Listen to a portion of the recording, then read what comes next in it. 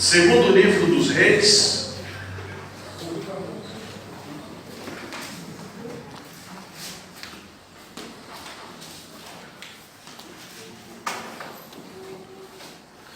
ou melhor, primeiro livro dos Reis, capítulo 19, primeiro Reis 19, é o mesmo texto da semana passada, é a continuação da mensagem que pregamos no domingo à noite. Primeiro Reis, capítulo de número 19.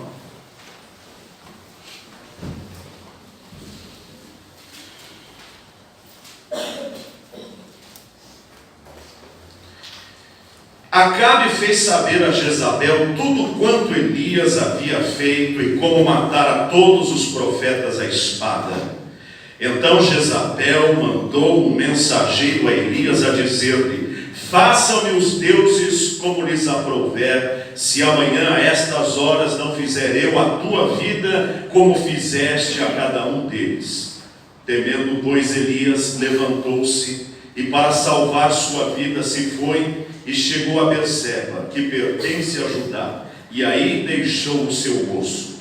Ele mesmo, porém, se foi ao deserto caminho de um dia, e veio e se assentou debaixo de um zimbro, e pediu para si a morte, e disse: basta, toma agora, ó Senhor, a minha alma, pois não sou melhor do que meus pais. Deitou-se e dormiu debaixo do zimbro. Eis que um anjo o tocou e lhe disse: levanta-te e come. Olhou ele e viu junto à cabeceira um pão cozido sobre pedras em brasa e uma botija de água. Comeu, bebeu e tornou a dormir. Voltou segunda vez o anjo do Senhor, tocou-o e lhe disse: levanta-te e come, porque o caminho te será sobremodo longo. Levantou-se, pois, comeu e bebeu, e com a força daquela comida, caminhou 40 dias e 40 noites até Horebe, o monte de Deus.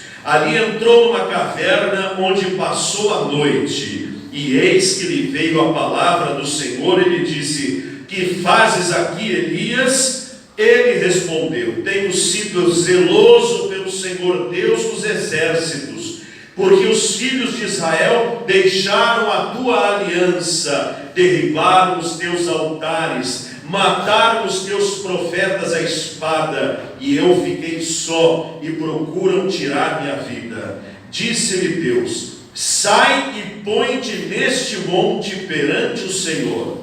Eis que passava o Senhor, e um grande e forte vento fendia os montes e despedaçava as penhas diante do Senhor. Porém, o Senhor não estava no vento. Depois do vento, um terremoto, mas o Senhor não estava no terremoto. Depois do terremoto, um fogo, mas o Senhor não estava no fogo. E depois do fogo, um cicio tranquilo e suave.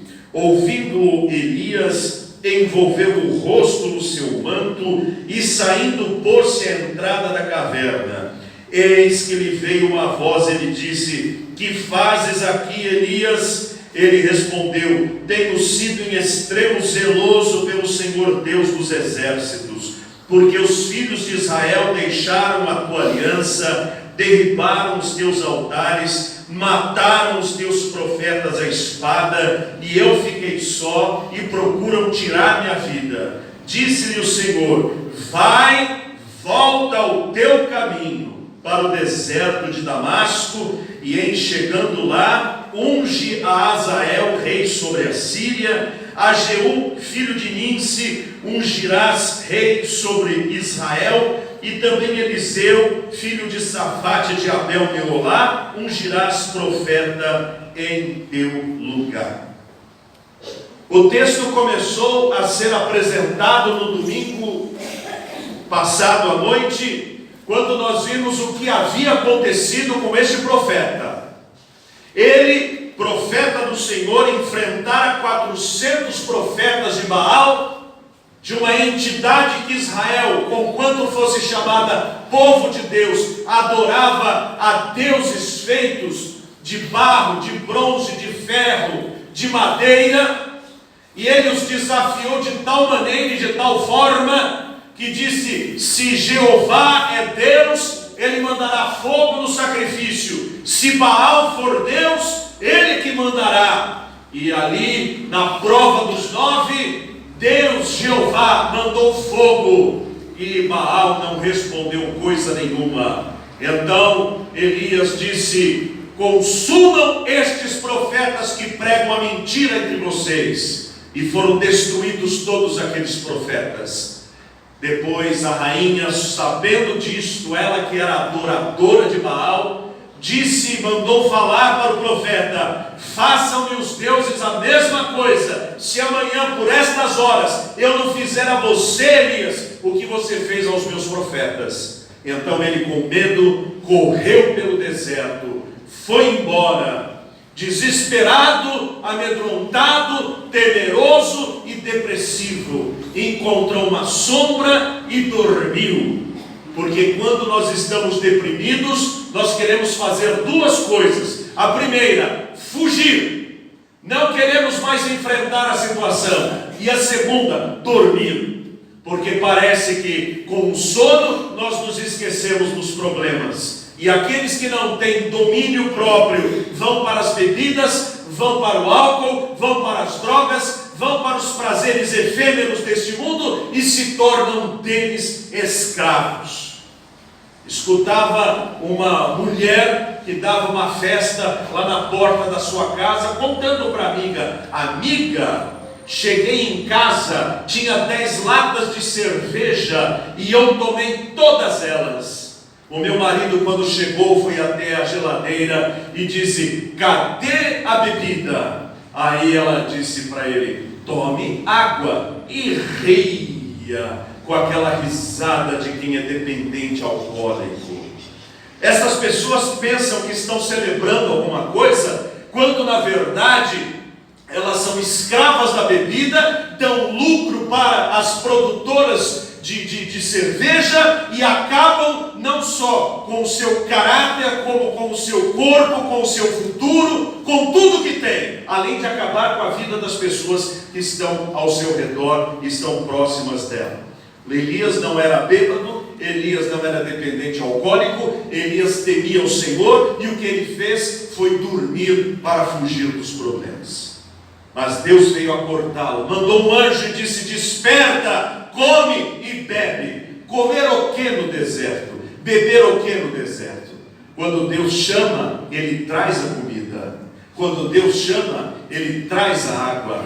Havia lá pão na brasa e havia também água para ele beber. Ele comeu, ele bebeu, mas o seu desânimo era tão profundo que ele adormeceu novamente. O anjo novamente o acorda e diz: come, bebe, acorda, porque esta comida vai ser força para você enfrentar um longo caminho.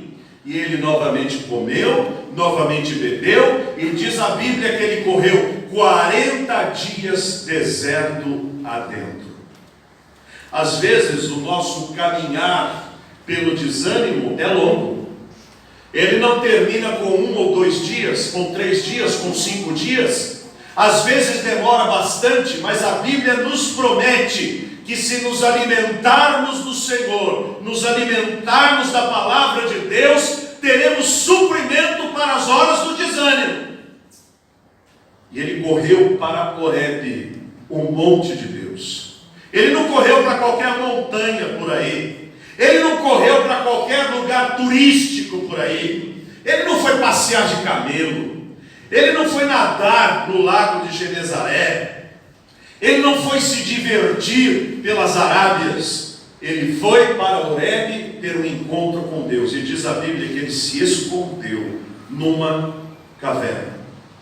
E são cavernas que nós cavalgamos quando estamos desanimados, para que ninguém nos encontre, para que ninguém nos perceba, para que ninguém nos veja, porque nós criamos uma carapaça, nós criamos um campo de força, como se fôssemos só nós lá dentro e ninguém mais. Estava vendo esses dias algumas fotos de um menino muito bonito, dos seus 18, 19 anos, tirando retrato com a família, tirando retrato com os amigos, e depois embaixo estava escrito assim: saudades, você deu cabo da sua vida muito antes da própria natureza te levar. Isso não é justo. O rapaz tão bonito, na carapaça, dentro da sua caverna, estava morto e acabou matando a sua própria vida, destruindo a sua própria existência. Elias entra na caverna e fica escondido, e lá na caverna Deus fala com ele: que fazes aqui, Elias? E Elias tem um argumento para dizer: Senhor, eu estou fugindo, porque mataram os teus profetas à espada, derrubaram os seus altares, só eu sobrei e ainda querem me matar. Talvez ele quisesse ouvir da parte de Deus o seguinte: bom está, servo bom e fiel, eu vou fazer de você uma grande nação, fique aqui que eu vou cuidar bem de você. Talvez fosse isso que ele quisesse escutar. Talvez seja isso que nós queremos ouvir, que nós estamos certos e que o mundo inteiro está errado, que nós estamos do lado da justiça e que todo mundo está do lado da injustiça. Nós nos sentimos dominadores da razão. Mas o que é que Deus diz para ele? Coloque-se à porta da caverna. Sai da caverna. Não fique aí. Você quer falar comigo? Sai da caverna. Se você ficar aí, eu não falo com você.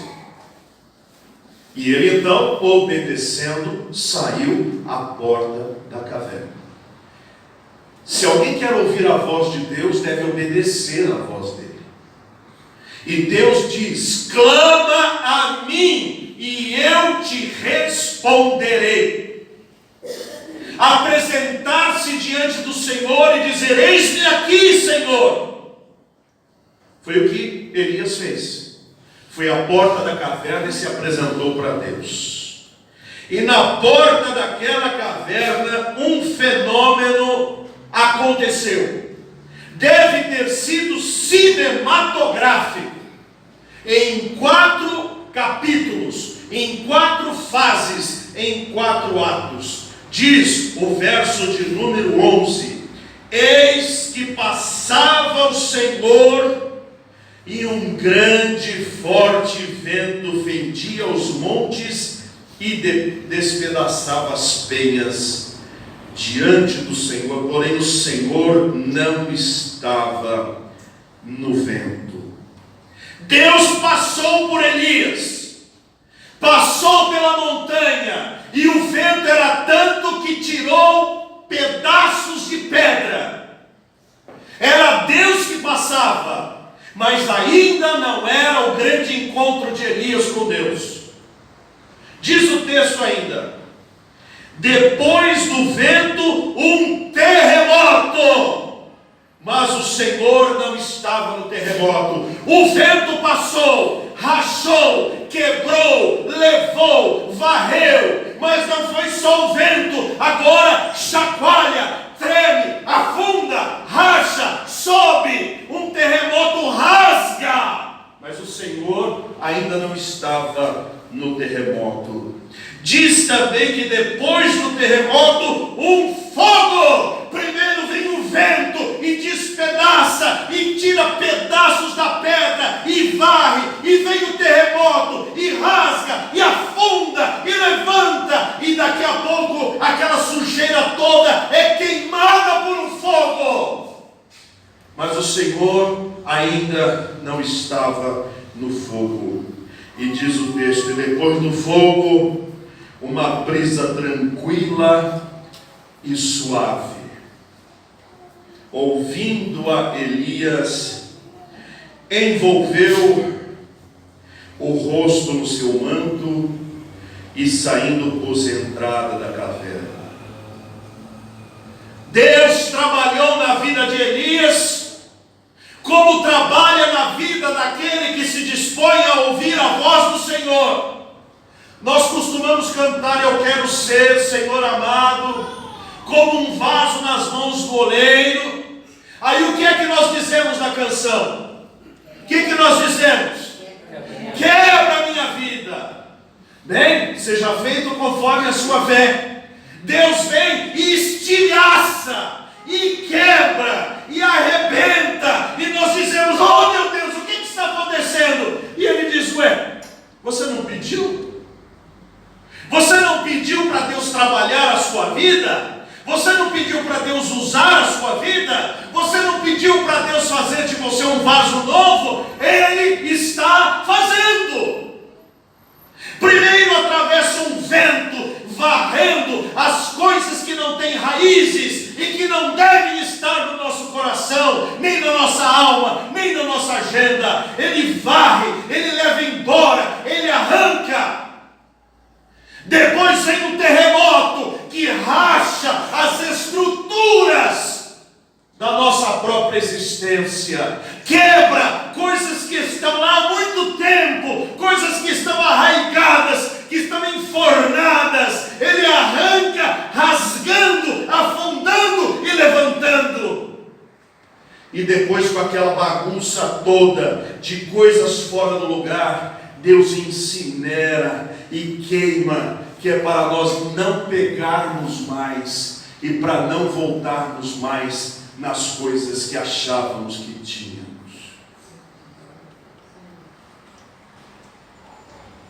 Não devemos espantar-nos com as coisas que Deus faz no nosso caminho, com as provações pelas quais atravessamos. Se cremos que Ele é o Senhor da nossa vida e o dono da nossa existência, nós temos que crer que Deus passa um vento, passa um terremoto, passa um fogo, e Ele está no controle, e Ele ainda diz: o que eu faço não sabes agora, entenderás depois. E diz a Bíblia que depois de todo esse fenômeno caótico, veio uma brisa mansa e suave. Deus não está na gritaria. Deus não está num culto que mais parece um manicômio público. Deus não está no lugar onde as pessoas falam sem nexo, um monte de palavras aos berros e aos gritos. Deus não está nisso. A voz de Deus é mansa, a voz de Deus é suave, a voz de Deus é compreensível, a voz de Deus é paternal, a voz de Deus acalma, a voz de Deus abranda, a voz de Deus tranquiliza, a voz de Deus é tão gostosa como a voz de uma mãe que acalenta o seu filho. E agora Deus pergunta a mesma coisa para Elias: que fazes aqui, Elias? Por que ele pergunta a segunda vez? Ele esqueceu? Não, Deus nunca se esquece. E por que pergunta pela segunda vez? Porque agora Elias está pronto para falar e para ouvir. Antes Elias estava pronto apenas para falar, mas não estava pronto para ouvir. Agora que tudo já aconteceu, o vento, o terremoto, o fogo, agora há possibilidade de um diálogo, não de um monólogo. Agora Deus pode ouvir Elias e pode responder para ele: que fazes aqui, Elias? E ele repete a mesma coisa: mataram os teus profetas, derrubaram os teus altares, só eu restei e ainda querem me matar. E qual não foi a surpresa de Elias? Quando Deus responde para ele o seguinte, verso 15: vai e volta ao teu caminho. Elias, você teve grande trabalho de vir até aqui fugindo. Você quer ouvir a minha voz? Volta a fazer o que você estava fazendo. Você não terminou a obra que eu coloquei na sua mão. Você não concluiu a missão que eu deleguei a você. Não é hora de você vir aqui se refugiar comigo. A sua obra está inconclusa. Vai e volta e faça a tua obra. Vai e que você começou, vai e volta e faça o melhor. Quantas vezes, por causa da nossa depressão, nós abandonamos o Senhor, abandonamos o trabalho do Senhor, abandonamos as coisas do Senhor, como se Deus fosse o culpado pelas nossas lamúrias. E quem pasta e quem sofre é a obra de Deus. Quando na verdade Deus, ao falar conosco, diz: continue a servir ao Senhor com empenho, dedicação e perseverança. Conclua o que você começou no Senhor. Não pare no meio do caminho. Faça o que Deus colocou como tarefa. Tudo quanto te vier às mãos para fazer, faze-o conforme as tuas forças. Mas eu não tenho forças. Mas o pão que Deus assou, a água que Deus deu a beber, é força suficiente para que você tenha energia suficiente para dizer: posso todas as coisas naquele que me fortalece. Prezado irmão, ouça a voz do Senhor. Não viva refugiado na caverna da tristeza, do remorso, da depressão, da tristeza, da saudade, da falta de motivação. Procura o Senhor, reconhece-o em todos os teus caminhos, e Ele endireitará as tuas veredas. Amém. E se fizermos assim, a obra que Ele confiou nas nossas mãos, nós a concluiremos e o faremos com maestria para a glória do Seu nome. Que Deus nos abençoe. Amém.